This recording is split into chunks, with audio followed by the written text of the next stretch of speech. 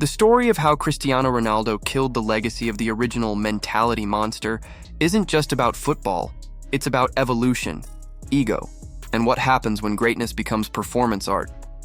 Before CR7 turned mental toughness into a global brand, the phrase meant something else entirely.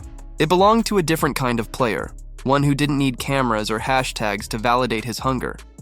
He wasn't sculpted by image or built in a gym for social media aesthetics. His strength was silent, inward, and pure. But then Ronaldo arrived and redefined what mental power looked like. He didn't steal the title by force. He replaced it through transformation, turning quiet resilience into showtime obsession. The original mentality monster was a soldier of the game. His greatness came from sacrifice, not spotlight. He would grind through pain, chase down every loose ball, and walk off the pitch with mud on his face, not makeup lights flashing. His version of mental strength was rooted in humility, a refusal to quit even when the world wasn't watching. But Ronaldo's arrival changed that forever. Suddenly, mentality wasn't just about endurance. It was about dominance, headlines, and control. Ronaldo took the concept, wrapped it in perfectionism, and projected it to the world. He became a symbol not just of mental strength, but of personal branding. Discipline turned into entertainment. When Ronaldo rose through Manchester United, the football world started seeing him as a machine, a player who lived, breathed, and bled self-improvement. Every gym session, every extra sprint, every inch of effort became legend. He built his career on obsession, eating the cleanest foods, training longer than anyone else, turning sleep into a science. But in doing so, he unintentionally erased the quiet archetype that came before him. The old mentality monster no longer existed in the collective imagination because Ronaldo made the term louder, flashier, and marketable. His confidence bordered on theatrical. He became both hero and myth, the player who pointed to his chest and screamed, "I am here." The mentality was no longer something lived, it was something performed. This shift wasn't necessarily evil. It was evolution.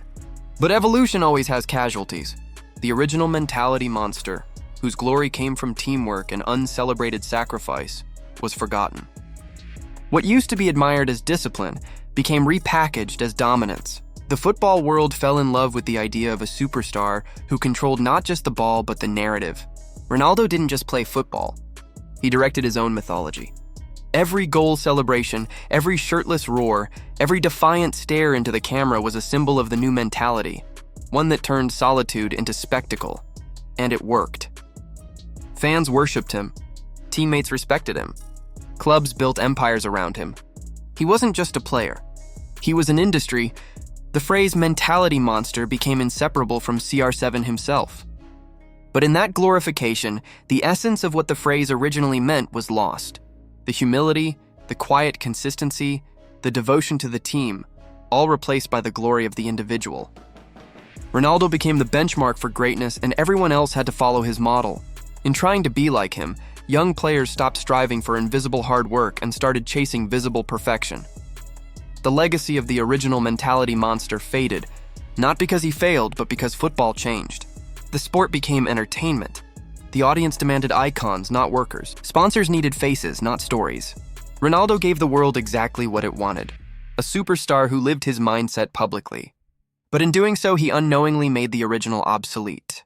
The unseen hero, who led by action, not words, no longer fit the modern game's narrative. Still, Ronaldo's brilliance can't be denied. His mentality has redefined what elite dedication looks like. The hunger to score in the 90th minute, the refusal to slow down even in his late 30s, these are traits of a man who truly lives for the game. But the problem is that his version of the mentality monster is self-centered by design. It thrives on validation. The cameras, the followers, the global image, they all fuel the same energy that once came from pure internal drive. And when fans see that as the standard, the quiet warriors disappear. The legacy of the unseen fighter becomes irrelevant in a world that only celebrates visibility. In the process, football has lost a piece of its soul. The game that once valued sweat over spotlight now thrives on performance psychology and media moments. Ronaldo, knowingly or not, became the architect of that change. His mindset birthed a generation of players who copy his training methods but miss his essence. They mimic his poses, but not his purpose. Because the real mentality monster, the one before CR7, wasn't performing for anyone. He didn't need validation. His only audience was victory itself. Yet one can't fully blame Ronaldo for this transformation. He's a product of modern football, the pressure, the marketing, the constant comparison. In that environment, visibility equals value. He simply mastered the system. What he did was revolutionary. He turned mental discipline into a legacy brand.